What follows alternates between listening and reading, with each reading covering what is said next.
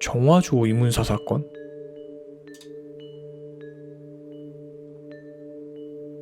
후쿠시마 화장실 정화조 의문사 사건.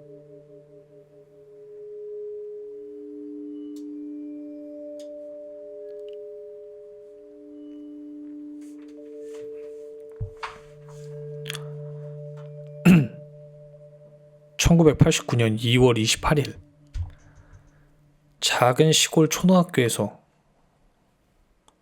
근무를 마치고 사택으로 퇴근한 여교사. 볼일을 보려고 화장실에 갔다고 합니다. 화장실 내 쪼그려 앉는 변기. 뭔 소리야?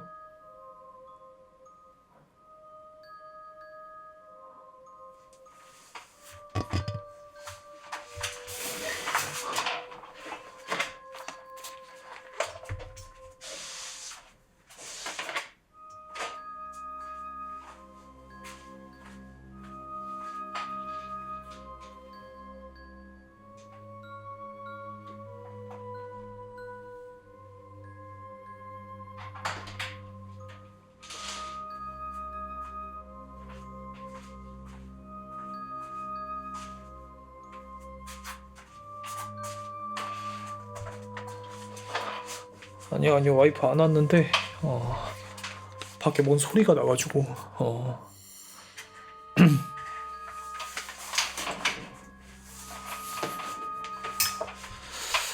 화장실 내 쪼그려 앉는 변기.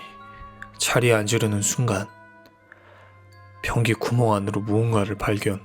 예? 변기 안에 있던 것은 남성의 구두. 신고를 받고 출동한 경찰. 변기와 이어진 정화조를 확인해보는 경찰. 정화조에서 남성의 시신 발견. 예? 좁은 정화조 속에서 발견된 한 구의 시신.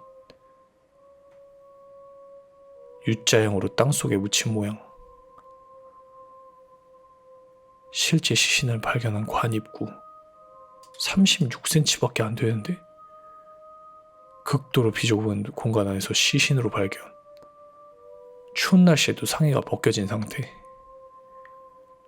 돌돌 말아 배 위에 올려두기까지.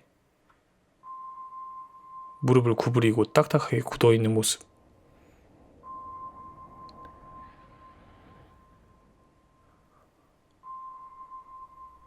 저기 어떻게 들어가냐? 여기 어떻게 들어감?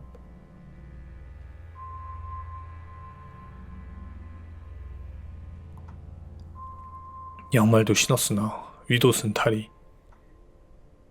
입구의 지름은 고작 36cm. 머리부터 들어갔을 것이다. 남성의 정체는 사건 현장에서 20분 거리의 마을에 거주하는 남성. 26세 청년 야마모토 기요시. 발견 당시 무릎과 팔꿈치에 긁힌 상처가 있었으며 별다른 외상은 없었다고 한다. 사인은 저체온증으로 인한 동사. 들어가기 쉽지만 나오기 힘든 정화조의 구조. 정화조의 높이가 47cm에 불과해 몸을 돌리지 못해 갇힌 채로 사망. 개 잔인한데? 그럼 사람들이 똥 싸고 오줌 싸고 한 거 다 받았다는 거야?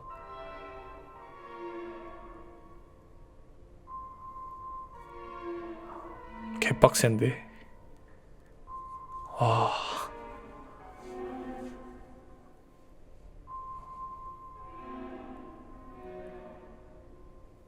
여자 화장실을 훔쳐보기 위해 스스로 진입. 경찰의 주장은 변기 쪽을 보고 누워있던 시신. 변기 안에서 발견된 구두 한 짝. 그렇다면 다른 구두 한 짝은 사건 현장에서부터 2km의 거리인 남성의 집 근처에서 발견. 구두가 벗겨진 줄 모르고 20분 넘게 이동. 경찰 주장 네 번째. 구두 한 짝을 변기에 버리고 정화조에 진입. 경찰의 주장만 존재하며 풀리지 않은 미제 사건. 기이한 모습으로 정화조에서 발견된 남성. 여자 화장실을 훔쳐보기 위해 스스로 들어갔던 걸까? 평소 화장실을 훔쳐볼 만한 사람이었을지. 유가족은 절대 훔쳐볼 만한 사람이 아니다 라고 주장.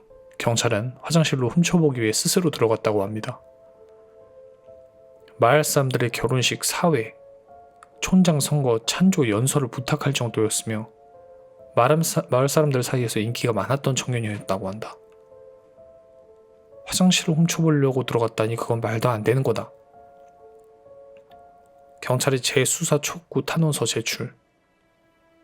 결정적 증거가 없어 재수사를 하지 않았으며 구두 한 짝만 신고 간 이유는 뭐였을까? 구두가 벗겨진 줄 모르고 이동했다. 유가족은 더러워야 하는 양말이 깨끗했다. 한겨울에 스스로 상의 탈의를 하고 이것도 이상하죠. 의혹을 제기함이었다. 훔쳐가는 보는 것이 목적이라면 꼭 정화조에 들어가야 했을까? 변기 쪽을 향해 누워 있었다. 아무리 미친놈이어도 정화조 안에 들어가서 훔쳐보기 위해 정화조 안으로 들어갈까요? 물론 89년도이긴 하지만 배경이 정화조에서 내부가 보여야 하지만 보이지 않았다. 내부가 안 보이지 당연히. 먼데 왜 여교사의 화장실에서 발견될 걸까? 여교사는 남자친구를 통해 기호씨와 이미 알던 사이. 스토커의 장난 전화로 고생하던 여교사. 남자친구와 청년에게 도움을 요청하였으며 스토커를 만나러 가다가 해를 당했을 가능성이 있다고 했다. 사고를 당한 건 아닐까? 후쿠시마현 원자력 발전소는 있었으며 유지보수 회사에 근무하던 청년이었으며 상사의 전화를 받았다. 사망 3일 전에. 발전소에 문제가 생겼어. 전화를 받고 나간 뒤 사망한 채 발견. 상사 역시 투신 자살. 예?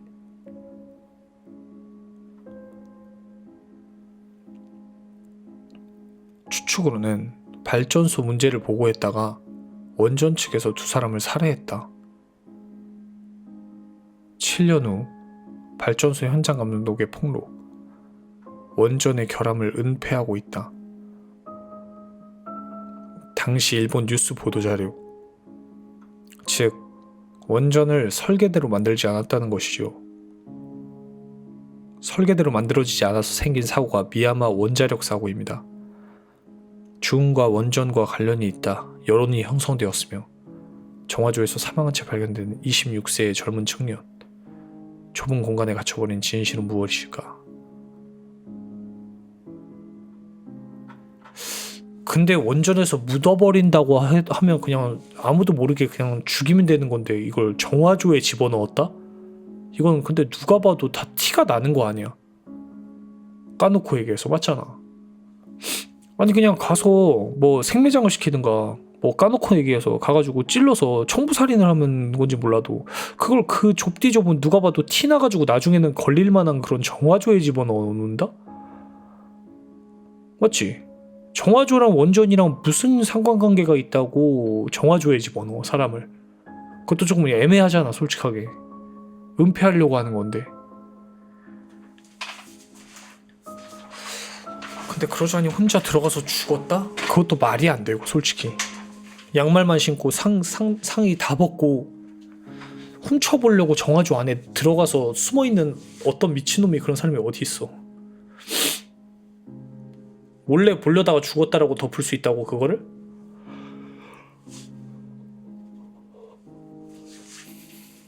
그러니까 그냥 묻어버리면 되지 굳이 왜 저기다.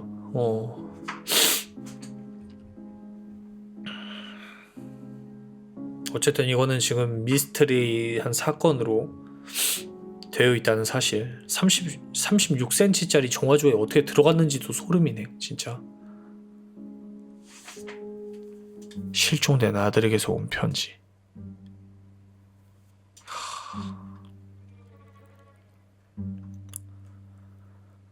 가보겠습니다. 방금 시작했습니다. 제가 형사 생활하면서 가장 기억에 남는 사건인데요. 2014년 1월 14일에 날아온 편지. 지금으로부터 11년 전 60대 여성의 다급한 방문.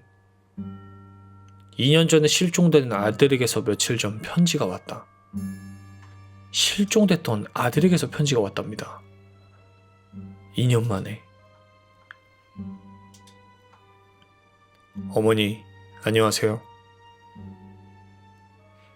명절 때 찾아뵙지도 못하고 연락도 못 드리고 걱정 끼쳐드려서 정말 죄송합니다.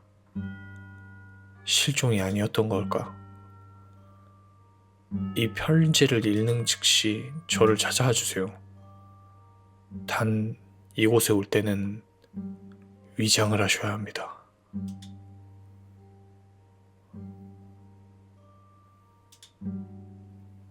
위장을 한 채 나를 찾아달라.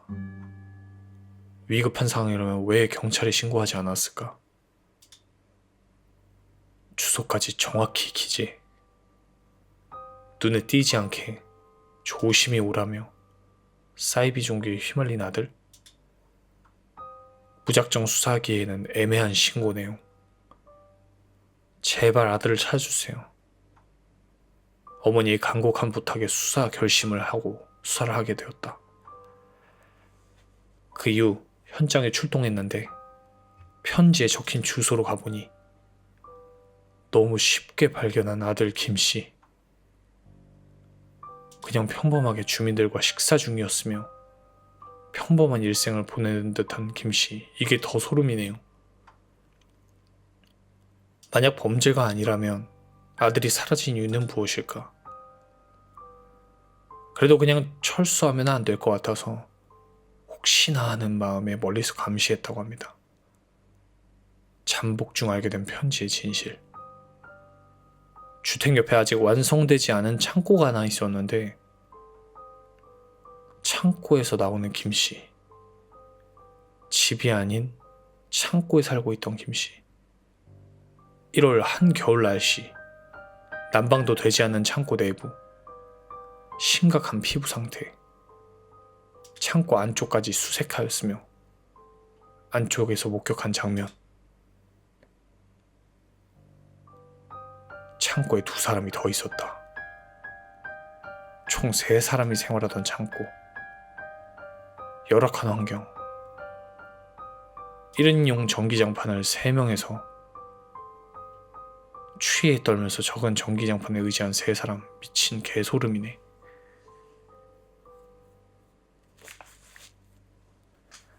도대체 무슨 일이 있었던 걸까? 매일 새벽 3시부터 밤 늦게까지 강제 노역을 했다. 예?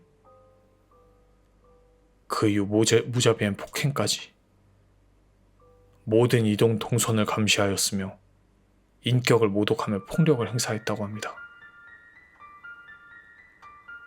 쇠삽, 강목, 손에 잡히는 모든 걸 둔기로 사용하였으며 일을 못한다, 멍청하다, 돈도 받지 못하며 무보수 노동을 하였다고 합니다. 제대로 고용해서 일을 시킨 것도 아니었고 무거운 물건에 발이 깔려 복숭아뼈 또한 골절당했고 수술 후에도 쉬지 못해 완전히 망가져버린 다리.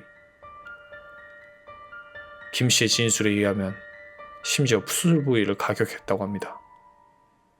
인간성 자체도 상실하였고 신한 염전 노예 사건.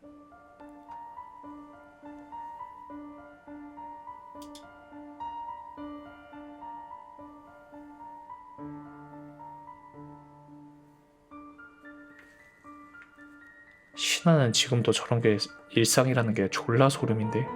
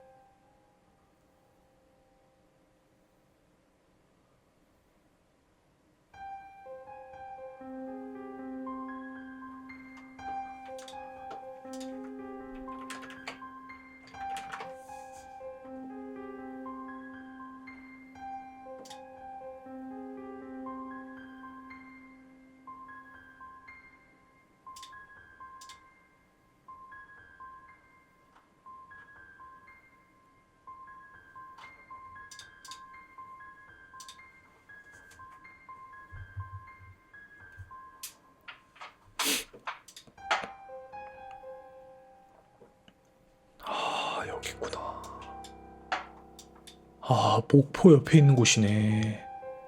어? 아니, 잠깐만.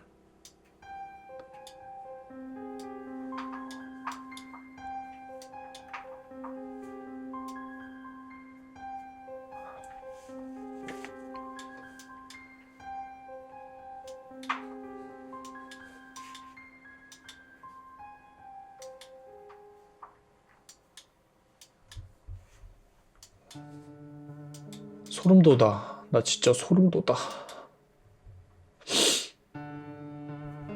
내가 여기 학교 다니고 있었는데 여기 옆에서 이런 일이 있었구나. 쉣.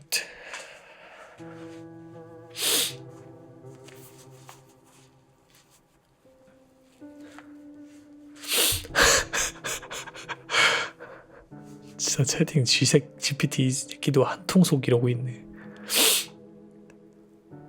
업주의 허락 없이 섬으로 외출이 불가능하였으며 동네 주민들의 감시망까지 개 미친 진짜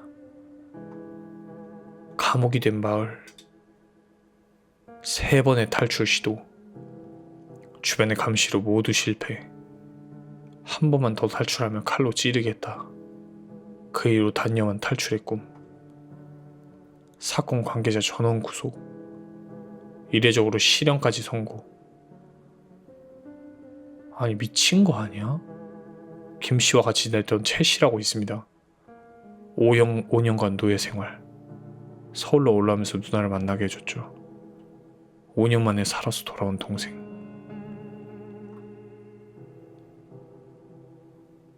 막걸리 한잔 한잔 말에 해맑게 웃는 최씨. 김영중 형사를 위해 준비한 영상.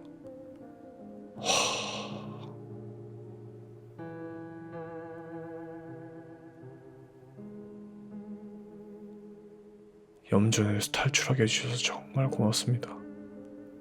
나이가 있으신 분인데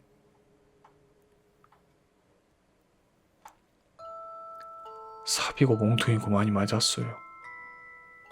주인한테 많이 맞았어요. 염전 주인한테. 창고 안에 들어가서 폭행을 당했어요. 거기에 가둬놓고 낮에 사람들 보면 안 되니까 갑자기 와서 때려요. 갑자기 와서. 형사님 몸 건강하고 잘 계세요. 다음 약갈리 한잔해요. 형사님 고맙습니다.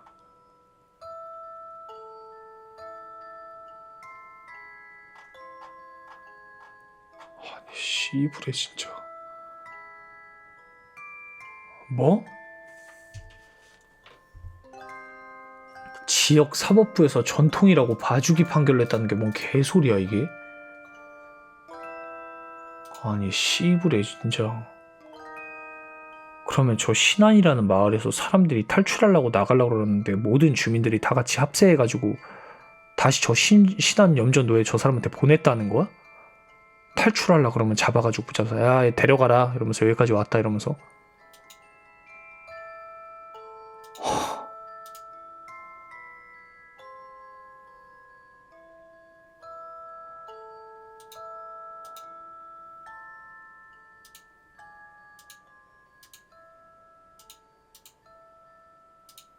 이 사람들은 근데 어떻게 하다가 여기로 간 건데?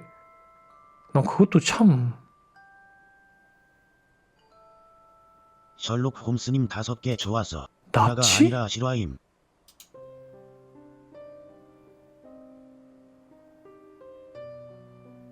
졸라 소름이네.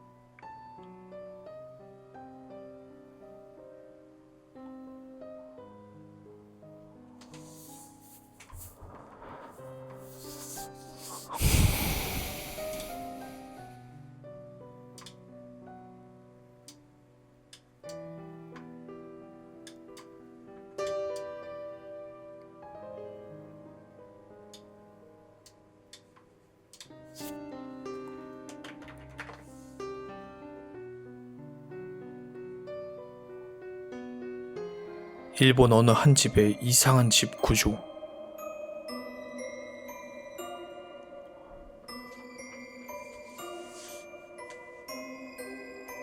차고, 창고, 거실, 변소, 테이블, 다이닝, 계단, 부엌, 침실, 홀, 현관 1층.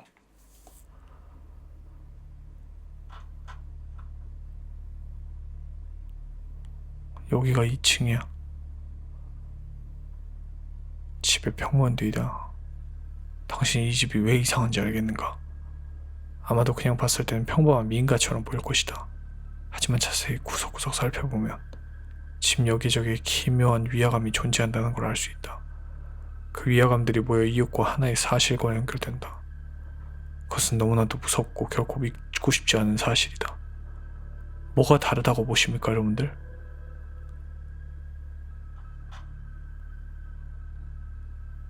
나 했던 거 아니야, 이거. 나 안 봤는데, 이거? 왜 춥지? 약간 춥냐?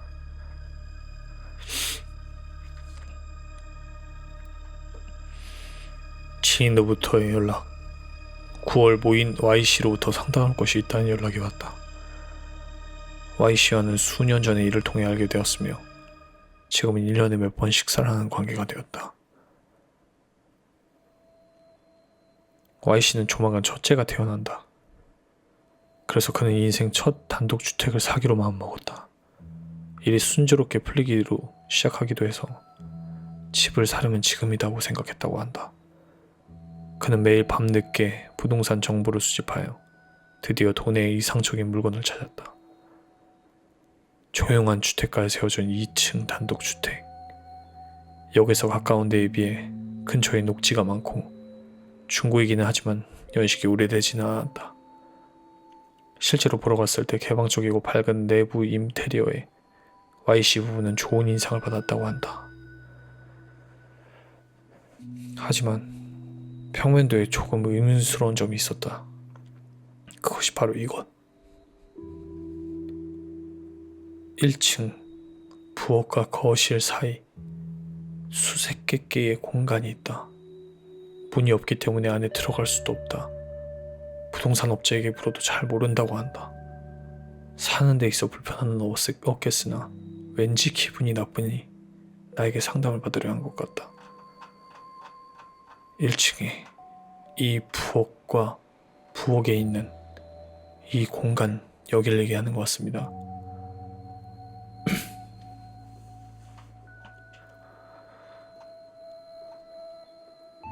Y씨가 말하기를 인터넷 글 작가라면 이런 거 잘 알지 않나요?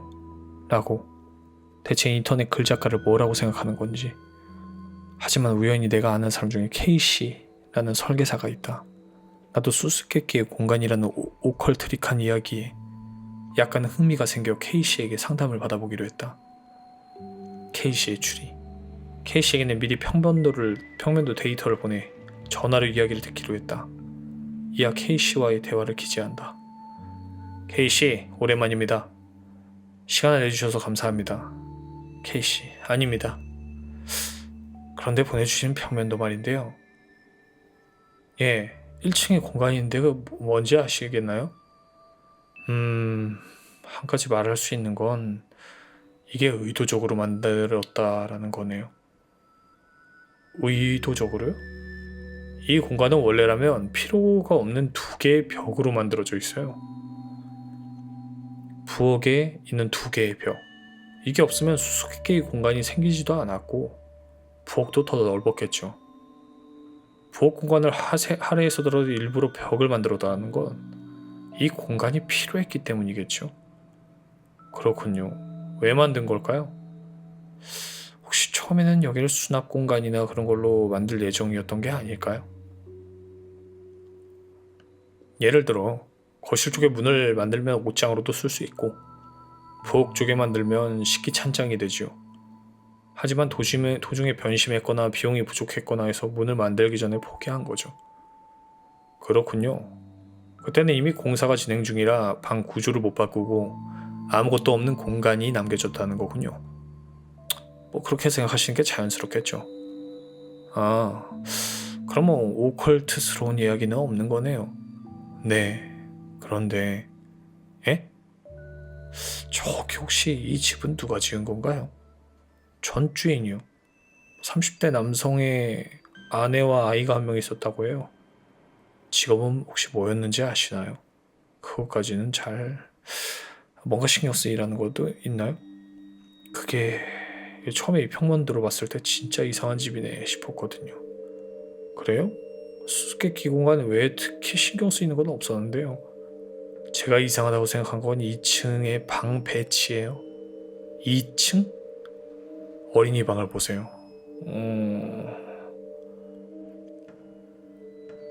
문이 2개 있네요. 이중문. 그쵸. 그리고 문 위치도 이상해요.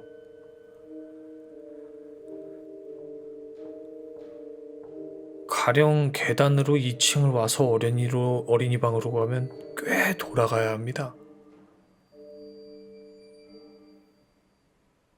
복도에 문을 하나 달면 될 것을 왜 이렇게 귀찮게 설계를 했을까요? 확실히 이상하네요. 게다가 이 방 창문이 하나도 없어요.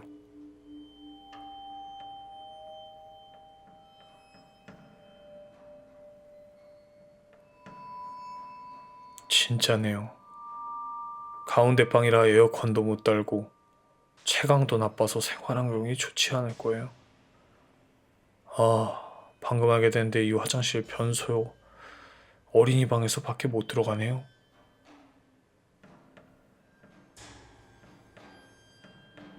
화장실을 어린이 방에서 밖에 못 들어간다. 화장실을.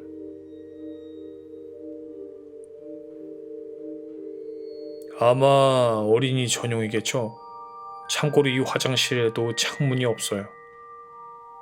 창문이 없는 이중문에 화장실이 딸린 어린이 방이라 뭔가 독방 같네요. 과보호라고 하기엔 너무 나갔어요. 어린이를 철저히 관리하에 두겠다는 의지가 보이네요. 그리고 아마 누구에게도 아이를 보여주고 싶지 않았나 봐요.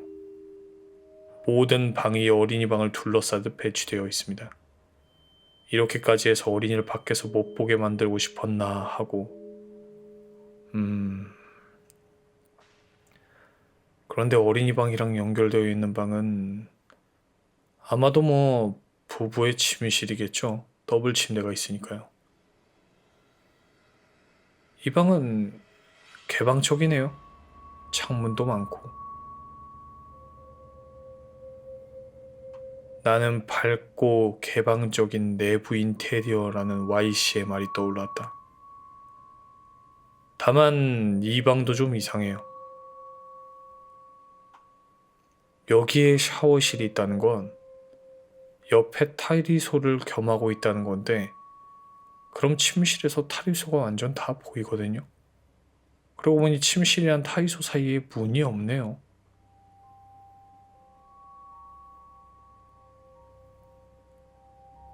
아무리 부부라고 막 씻고 나온 모습을 보여주기는 싫을 텐데요. 뭐랄까 굉장히 금술 좋은 부부였던 게 아닌가 해요.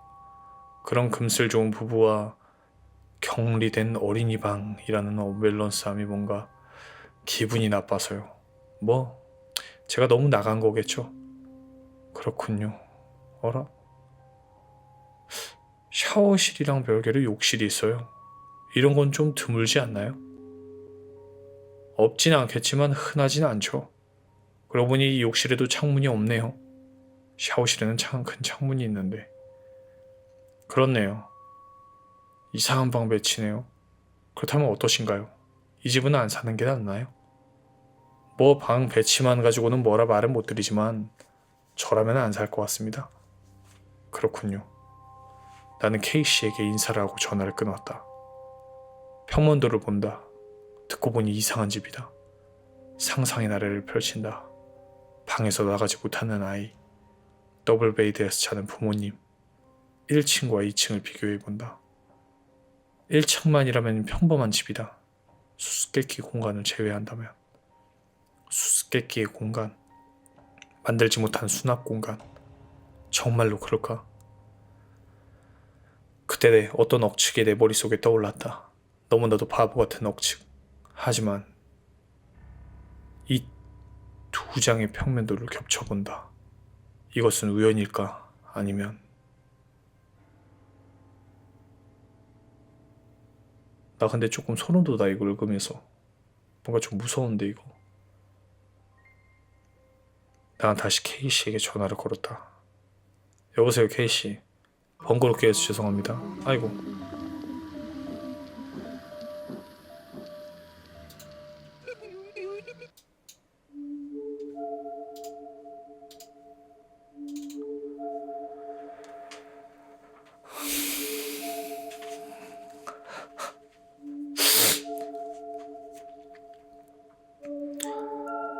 아니요.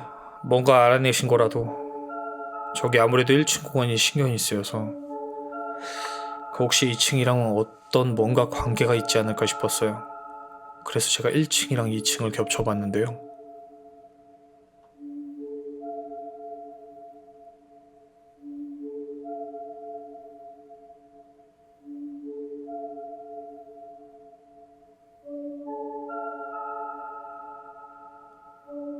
(1층의) 공간이 (2층의) 어린이방과 욕실, 모서리와 정확하게 겹쳐요. 마치 두 개의 방을 이어놓은 것처럼. 아, 그렇네요. 그래서 뭐 이건 아마추어의 바보 같은 생각이긴 한데요. 혹시 1층의 수수께끼 공간은 통로가 아닐까요? 예를 들어 창고? 창고인가요? 그렇다면 이 집은 시체 처리를 위한 루트도 존재한다고 할 수 있겠군요. 네? 아까 했던 이야기로 돌아가죠. 시체를 욕실에 둘 수는 없겠죠. 밖에서 보이지 않게 처리를 할 필요가 있습니다. 거기서 다시 구멍을 사용하는 겁니다. 구멍을 통해 시체를 옮긴다. 하지만 구멍이 너무 작아 어른의 몸은 잘 들어가지 않는다. 거기서 부부는 톱 같은 것으로 시체를 절단한다. 딱 구멍에 들어갈 정도의, 그리고 아이가 옮길 수 있을 정도의 크기로.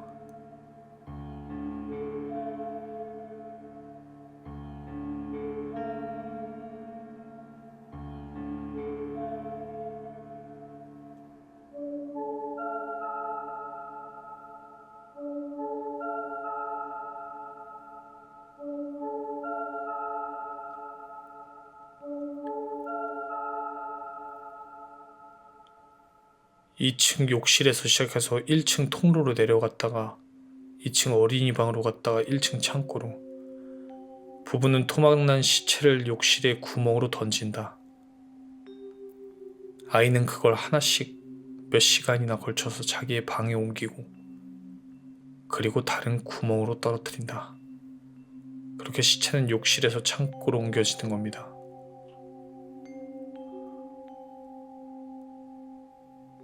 부부는 그걸 차고에 세워둔 자동차 트렁크에 싣고 그대로 근처 산이나 숲에 버리러 간다.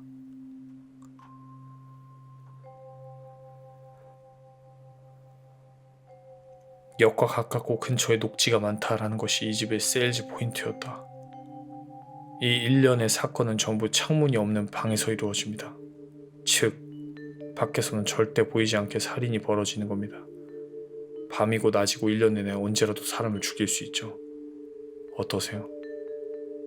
K씨의 동무들은 아무 말도 못하고 있었지만 여기서 쭉 생각하던 의문들 K씨에게 던져보기로 했다. 만약에 지금까지 이해가기가 진짜라고 하면 왜 그렇게 고생을 해야 하는 거죠? 밖에서 안 보이게 사람을 죽이고 싶다면 집안의 커튼을 다 닫으면 되잖아요. 그렇죠. 보통 사람들은 집에서 남에게 보이기 싫은 일을 할 때 커튼을 닫죠.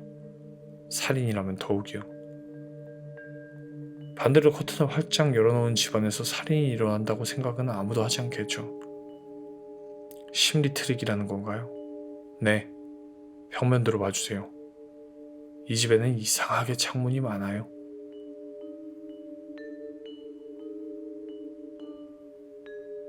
쉣.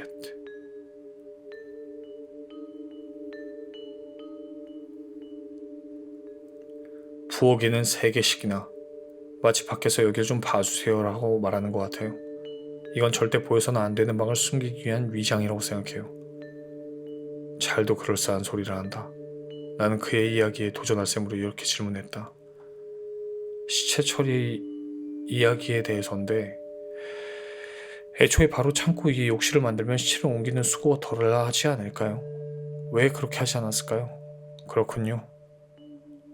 현관과 차고의 방향을 생각해보면 이 집은 두 변이 도로에 인접해 있는 게 아닐까요? 그렇다면 욕실은 가장 집의 안쪽에 위치하게 됩니다. 사냥감을 구석에 모는 것은 사냥꾼의 심리로서 당연하죠. 그런 건가요? K씨와의 통화를 마치고 나는 한참 동안이나 멍하니 있었다. K씨의 말이 사실이라면 어떡하지? 경찰에 연락할까? 에이, 상대도 안 해주겠지. 애초에 살인청부업자가 만든 살인주택이라는 현실성 없는 이야기를 다 큰 어린이 뭘 그렇게 진지하게 얘기를 하는 거야. K씨는 지금 처음부터 나를 놀릴 생각으로 그렇게 말한 걸지도 모른다. 그도 말했지만 바보 같은 망상이다. 이제 그만하자. 저녁 준비나 하자 싶었던 그때 전화가 울렸다. 여보세요?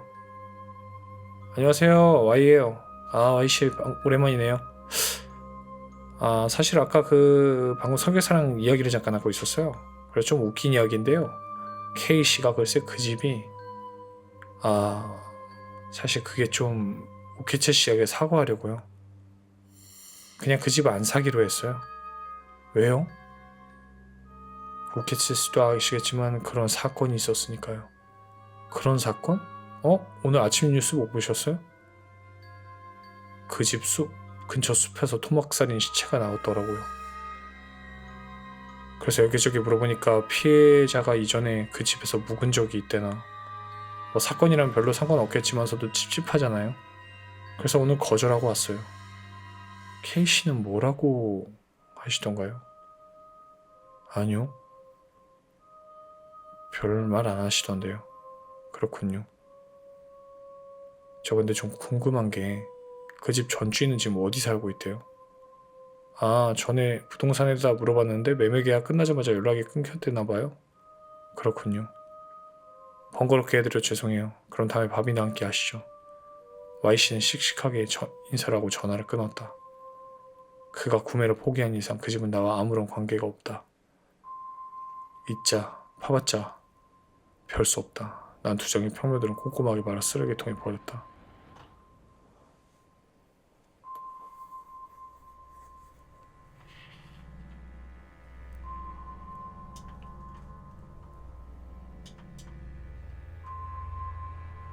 실화래잖아.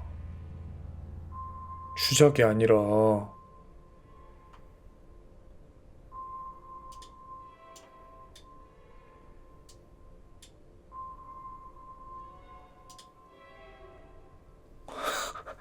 실화면 개무섭네 이러네.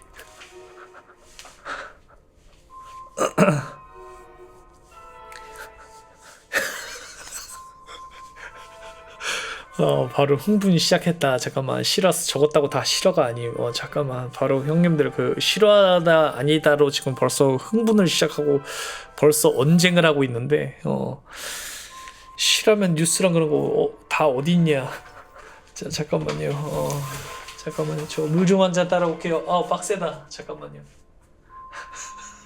2013년 1월 26일 캐나다에서 학교를 다니던 중국계 캐나다인 엘리사 램은 방학을 맞아 홀로 미국 여행을 가서 LA 번화가에 위치한 세실 호텔에 체크인을 합니다.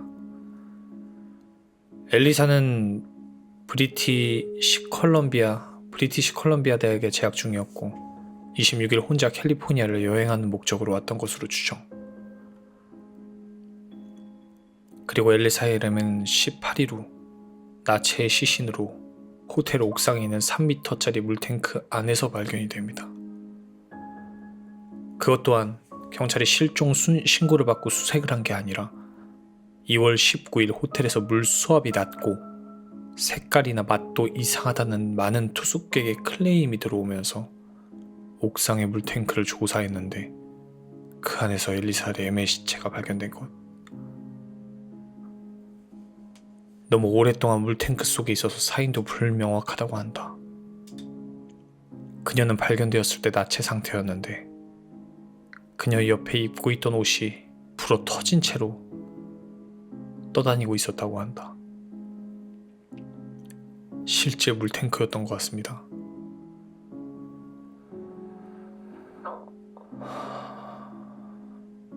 시신이 발견된 물탱크 사진.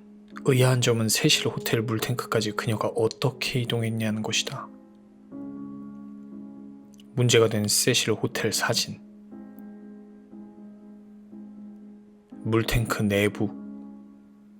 좀 소름 돋네. 실사 보여주니까.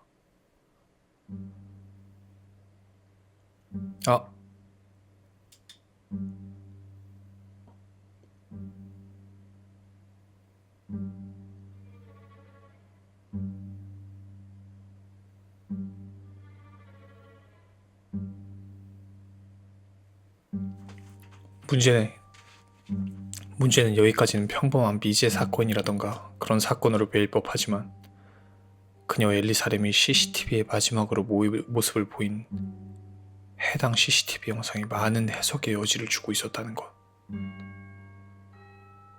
나 좀 소름 돋아. 해당 CCTV 영상도 사건 사고 자료에서 흔히 보일 법한 평범하게 엘리베이터를 타는 그런 자료 영상도 아니고 그 영상 자체도 굉장히 기괴하고 그로테스크한데 문제는 그녀의 행동, 제스처이다. 나 근데 좀 무서워. 나 그만 읽고 자러 가면 안 되나? 나 혼자 있는데 집에. 좀 무섭네. 살짝 무섭네. 집에 혼자 있는데.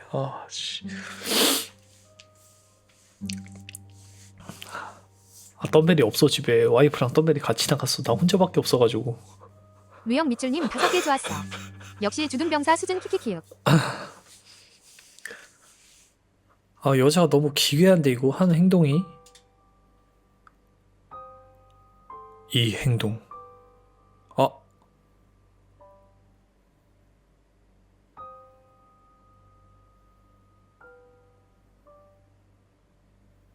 이 행동이야말로 그녀가 처음이자 마지막으로 표현했던 일종의 의견이자 제스처인데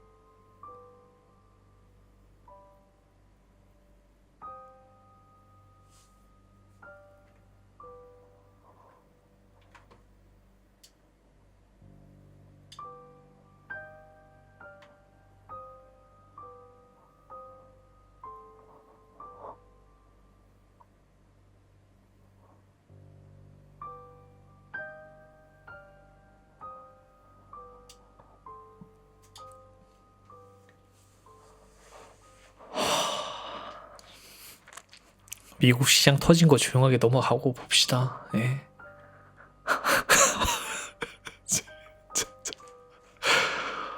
저 포텐 뜨는 거 좀 끄는 거 방법 없냐? 나 미치겠네 진짜.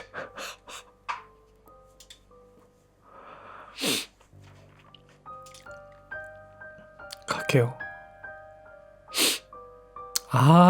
비아레 레알 마드리드 비아레알 선제골 그만 좀 포텐 터지라고. 몰입하고 있는데 미치겠네 진짜.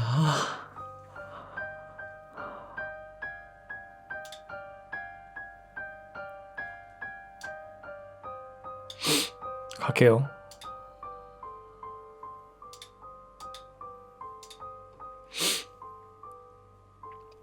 그녀가 처음이자 마지막으로 표현했던 의견이자 제스처인데 상식적인 머리로는 곁눈질로 쓱 훑어만 봐도 사람이 대화를 할 때 쓰이는 표현, 손짓의 그것과는 거리가 매우 멀어 보인다.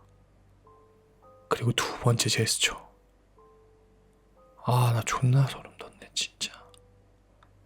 뭔가를 세는 듯한 제스처를 취하는데 손가락으로 뭔가를 세고 있습니다. 대충 봤을 때 왼쪽 5손가락을 모두 쫙 펴 보이고 하나씩, 그래서 오른쪽 손가락을 접으면서 세는 그런 행동인데 이것 또한 해석의 여지가 많다. 실제로도 논란 중이고 무엇을 센 것인가? 그리고 왜 센 것일까? 당시 풀버전 CCTV 영상.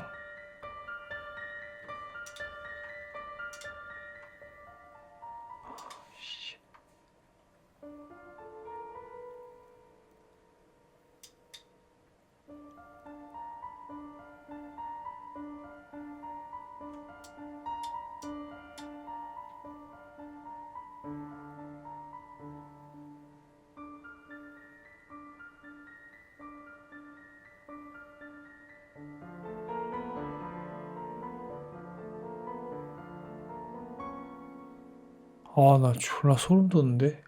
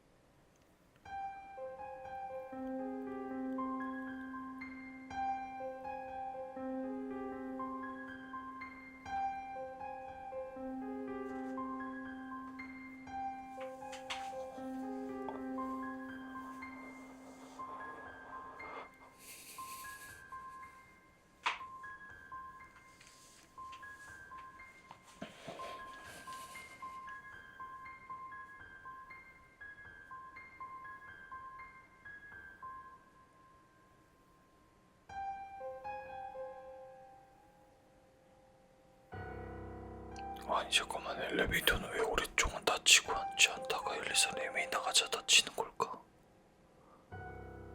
그렇네.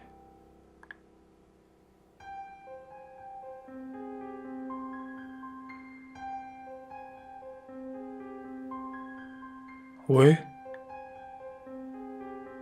야 싱아, 왜? 왜?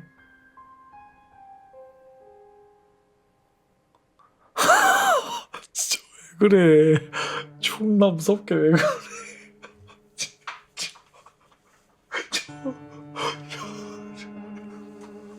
아, 왜 그래 진짜 싱아. 야, 너 어렸을 때 파축송 미영 보면은 뭐 밑줄님 다섯 개 들으면은 좋았어. 진짜 무슨 진짜 저주 걸리면 저주걸리는. 나가라. 이 형 저주 걸리면 우리 아버지랑 내가 가서 직접 구태줄 테니까 새끼야. 아 싱아 진짜 왜 그래? 무섭게 왜 그러냐고. 나 잠 못 잔다고 진짜로.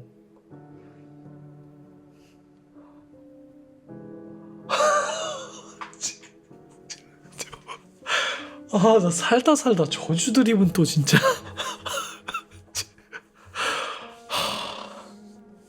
셜록 홈스님 5개 좋았어.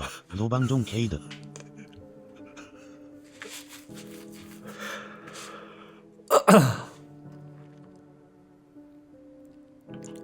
필파이어 정님 여기 좋았어요. 근데 혼자라면 뒤에 누구임? 밭이 지금 끝난 거지.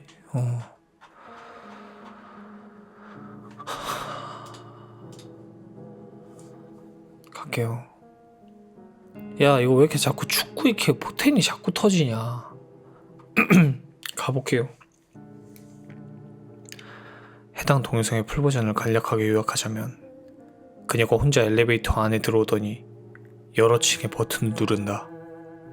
그러자 문이 닫히지 않자 머리만 내밀고 밖을 살펴보더니 누군가 피하듯 엘리베이터 구석에 몸을 붙이고 있다거나 엘리베이터 밖으로 나갔다 들어왔다 하는 행동을 연이어서 보인다. 그러다 다시 엘리베이터 밖으로 나가서는 누군가가 이야기를 하는 듯 손을 내젓는 행동을 보인다. 이 부분이 굉장히 소름 끼친다. 손을 매우 부자연스럽게 꽉 펴고 휘젓는데 손 마디마다 억지로 힘을 주고 부자연스러운 각도를 유지해야 하는 것은 맞으며 차라리 경련이나 경직에 가까운 모습이다.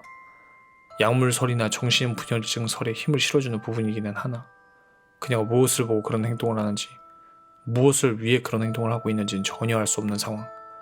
사람이 대화를 할 때 쓰이는 표현 손짓에 그것과는 거리가 매우 멀어 보인다.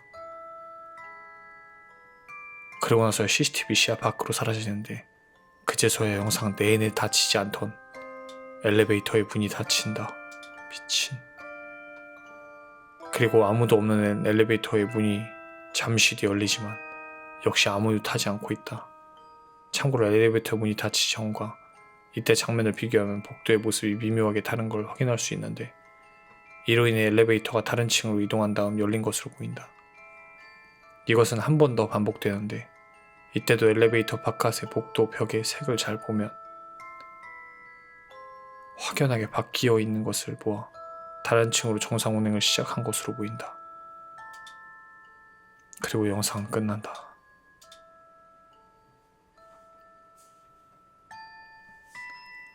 영상을 본 사람들이 많이 기괴함을 느끼는 부분은 복도에 나온 그녀가 누군가를 좋아한 것으로 추정되는 모습이다. 엘리베이터 버튼을 마구잡이로 누르고 구석에 붙어서 반대편 꼴을 복도로 살피는 모습은 누군가에게 쫓기는 사람의 행동에 여겨질 만한 개연성이 있다. 그런데 갑자기 사람이 없음을 확인하고 나왔을 터인 그녀가 영상에는 보이지 않는 누군가와 만나고 이상한 바디랭귀지를 사용한다. 특히 첫 부분에 수영하는 듯한 허우적거리는 손짓은 의문의 정점. 사람이 대화를 할 때 쓰이는 표현. 손짓의 그것과는 거리가 매우 멀어 보인다.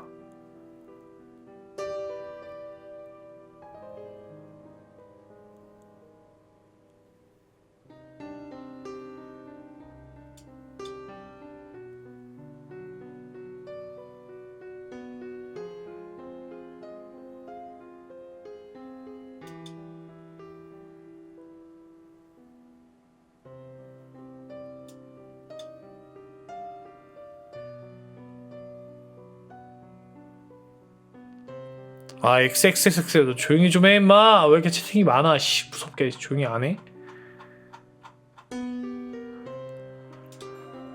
5대양 집단 변사 사건.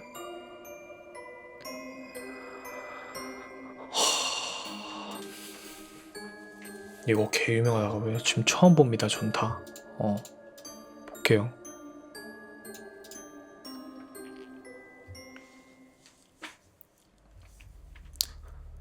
종교 관련이면 제가 또 잘 얘기해 볼 수 있을 것 같습니다. 1987년 여름 5대양 용인 공장에서 32명의 집단 변사체가 발견됨. 당시 이 사건을 수사한 충남 도경은 이 사건을 처음에 집단 자살로 결론을 짓는데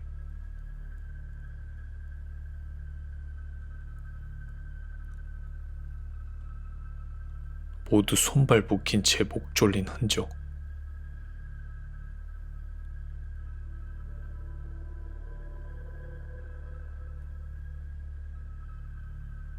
그러나 이 사건은 하나의 의문점이 있었는데 도대체 누가 어떻게 32명의 사람을 죽였는가? 아니면 그들은 자신이 원해서 죽었는가? 외부 세력에 의해서 타살되었는가? 국회 청문회까지 열렸던 이 사건은 5대양 사건 생존자 6명이 집단으로 자수를 해오면서 사건의 전말이 드러나는데 그동안 실종된 것으로 알려진 5대양 직원 4명을 살해하고 안매장했다는 것.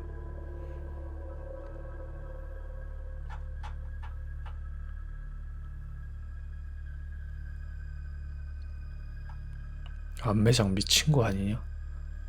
자수로 인해 해당 사건을 3번이나 재수사했지만 결과는 역시나 32명은 스스로 목숨을 끊은 것으로 밝혀짐.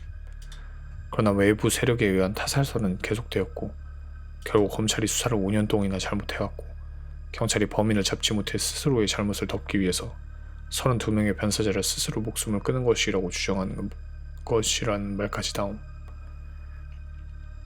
당시 5대양의 이미지는 어떤 종교단체에서 만든 큰 주식회사에 소속된 하부 회사라는 이미지가 있었음.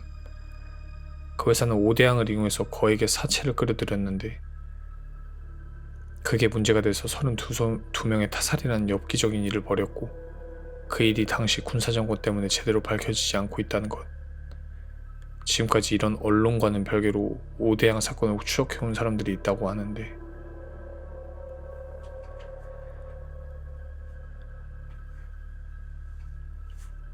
탕명원은 국제종교문제연구소장이었고 탕명원은 가장 처음 이 사건의 배후로 어떤 교회를 지목했고 그 교회와 이단인가를 문제로 오랫동안 법적 공방을 이어왔다는데 1988년 5대양 사건이 벌어졌을 때 5대양 사건을 담당했던 대전지역 국회의원이었던 김현도 이 사건이 제대로 밝혀질 것이라고 믿고 있다는데 5대양 사건 당시 사건이 일어나기 전 5대양 공장 수색을 함께하며 현장을 담당했던 대전일보 기자였던 한 교수는 32명의 변사자가 어째서 한 장소에서 다 함께 죽었는지 이해하기보다 누군가 시신들을 할 장소에 옮겨놓았을 가능성에 대해 아무도 이야기하지 않는지 답답하다고 하는데 경찰대학 부설수사간부 연구수부소장이며 당시 현장 감식의 1인자로 꼽히는 이상재 경장은 누구보다 당시 현장에 먼저 도착해서 당시에 찍어서 지금까지 가지고 있다는 다양한 현장 기록을 남겼다고 하는데,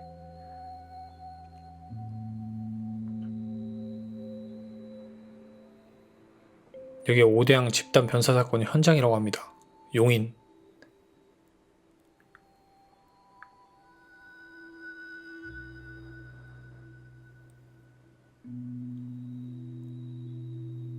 저렇게?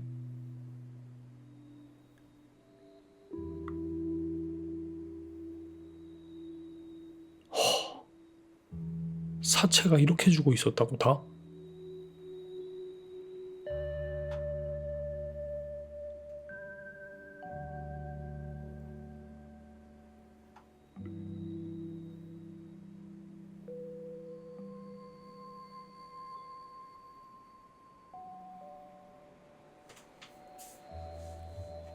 공장의 지붕 밑에는 3곳의 자리가 마련되어 있었고 A그룹에 19구, B그룹 12구, 또 한 곳에 홀로 목을 매단 이경수의 사체까지 총 32구의 사체가 발견되었다.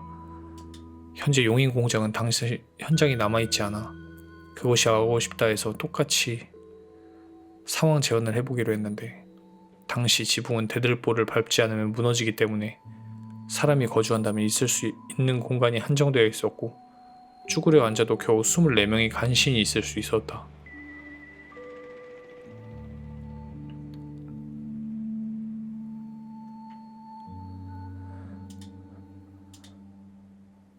A그룹이 2.9평, B그룹이 1.7평, 남은 0.4평까지 합치면 겨우 5평 넓이. 14명이 A그룹이 발견된 합판 위에 올라가 봤지만 겨우 누울 정도밖에 되지 않았는데, 이 정도 넓이에 32명이 4박 5일간 있었다고 함. 이유식과 밀가루떡. 쓰레기 더미 속에는 먹다 남은 23개의 주먹밥이 썩은 채 담겨 있었음. 까만 비닐봉지 속에는 대변이 들어가 있었음. 예? 파란색 바구니에는 B그룹 사람들이 사용할 것으로 보이며 오줌이 반 이상 차 있었음. 각 그룹이 있었던 장소 위 천장에는 더위를 막고자 스티로폼도 설치되어 있었음. 누군가 사체를 이곳으로 옮겼다면 해당 물건들도 모두 옮겼어야 했음. 아니, 갇혀 있었던 거야 그러면?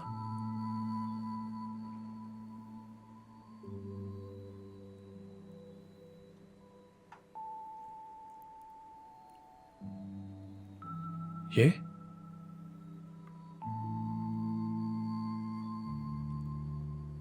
당시 사체로 발견된 12명의 여성들은 정액 반응의 양성이었고, 부검 결과 발표 후 신문은 12명의 여성을 성폭행 후 교살하여 당시 발견 장소로 옮긴 것으로 확실하다는 기사를 썼음. 당시 사체로 발견되었던 남자 4명은 모두 가족관계로 발견된 정액은 모두 7개의 다른 형태로 반드시 외부 남자들이 성관계가 있었을 수밖에 없었는데, 그래서 그 외부 남자들이 살해범이라는 주장이 있었음. 발견된 여성 사체 2~3명에서 확실하게 정자가 발견되었음. 그러니 그 정자가 여성 질내에서 흔하게 발견되는 침사라는 물질이라는 의견도 있었음.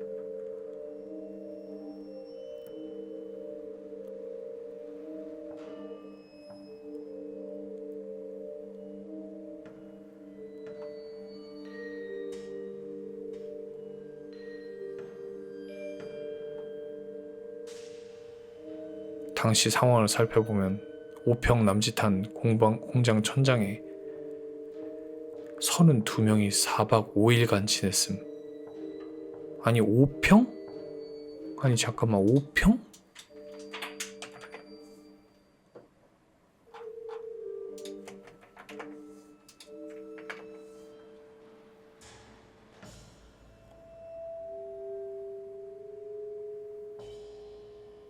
아니 5평이면 어느 정도인 거지?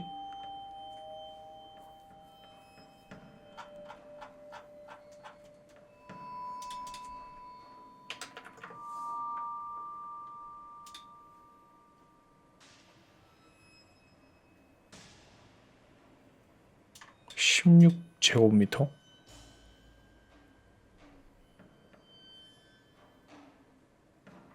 화장실 정도 되는 거라고?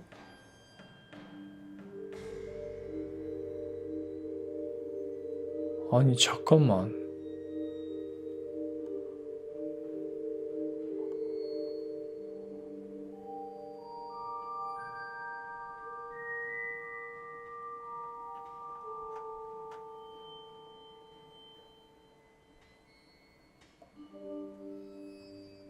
이만한 방에 32명이 있었던 거라고?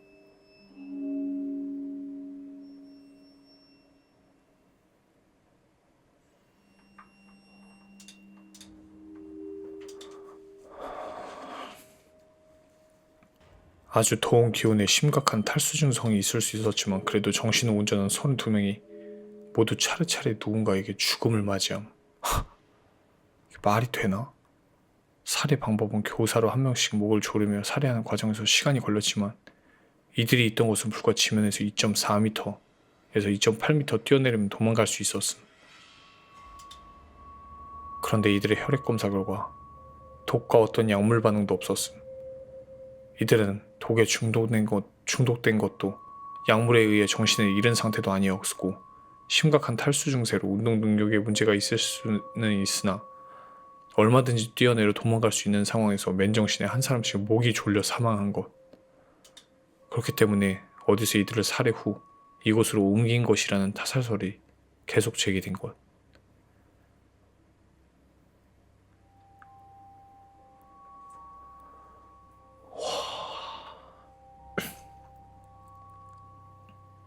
스스로 목을 매단 이경수의 발. 발견된 사체들이 여름 옷을 입고 있었고 포개져 있었다는 점에서 피해자들은 더운 날씨에 생활하느라 여름 옷을 입었을 것으로, 즉 피해자들이 살아 있었으며 포개져 사망해 있었다는 점에서 피해자들이 차례차례 순서대로 살해당했을 가능성이 높다는 것을 의미. 말이 되냐? 그 5평 남짓한 데서 한 명씩 죽는데 그걸 보고 있었다고 그냥? 즉 나중에 살해당한 피해자들이 먼저 살해당한 피해자들이 살해를 도왔을 가능성도 매우 높음. 나중에 스스로 목을 맨 것으로 보이는 이경수는 모든 피해자를 살해하고 목을 매달았을 가능성도 있음. 그러나 이경수의 발바닥에 흙이 묻어 있어 이경수가 도망치다 잡혀 살해당했다는 주장도 있음. 실제로 이경수는 당시 스스로 목숨을 끊은 사람이 팔과 다리를 쭉 펴고 혀를 내미는 모습이 아니라 무릎을 꿇은 형태로 목을 매달았기 때문에 발바닥에 흙이 묻어 있었다는 점을 고려해 마지막에 죽은 것으로 보이는 이경수 역시 스스로 목숨을 끊은 것이 아닌 누군가에 의한 타살의 의혹이 계속 제기되었음.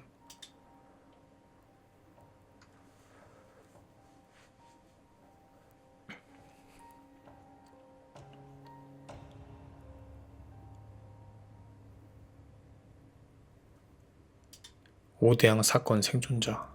그 당시 같이 못 올라가고 같이 생활 못한 게 너무 서운하고 참 부럽고 버림당한 것 같이 느껴지는 그런 게 있었죠. 예. 같이 못 올라간 거 참 마음에서 버림받은 그런 게 있었는데 지금 생각하면 참 다행이네요. 예? 우리가 살아있는 증인으로서 아무리 이야기해도 오버가 계속 나가니까 참 그렇잖아요. 아 잠깐만 개빡세다. 잠깐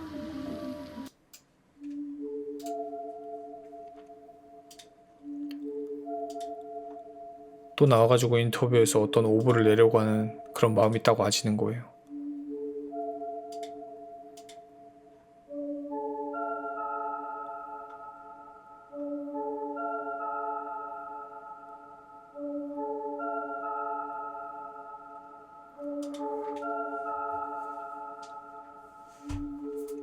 잘 땐가? 밤중에 연락이 와가지고 빨리 용인공장으로 가라. 박순자의 80여 명 용인공장으로 피신. 저희들이 타고 온 차도 알면 안 되니까 갖다 버리라 이래가지고 누구랑 가서 버리고 왔어요. 버리고 본거 같은 것도 어디 한쪽에 숨겨놓고 아무도 안 온 것 같이. 어디 숨었으면 좋겠냐 이랬더니 이제 박순자가 천장에 올라갔으면 좋겠다 해가지고 그때부터 이제 사닥다리를 갖다가 이제 드라이버로 이렇게 나사 돌려서 이렇게 하면 뜯는 거예요. 그걸 뜯어가지고 이제 올라갔죠? 그때 올라간 거죠. 지문호 검식한 벽. 1차 박순자, 이영호, 이재호 포함 16명, 2차 이경수, 김기람 포함 17명.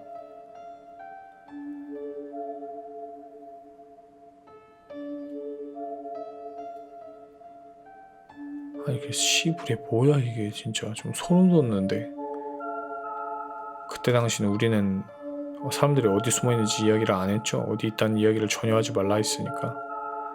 그러면서 박순자 씨 남편 동생들이 이제 좀 험악하게 무섭게 이제 기타를 휘두르면서 한쪽 귀퉁이에 앉아서 앉으라고 하면서 나란히 앉혀놓고 기타를 막 휘두르면서 때렸어요.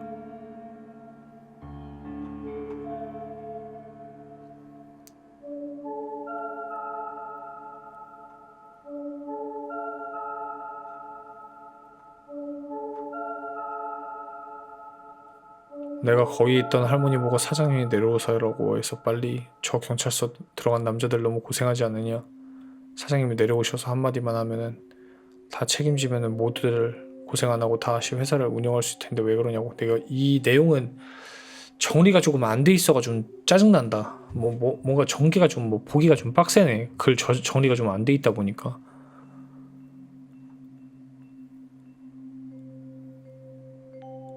뭔가 정리글이 없어가지고.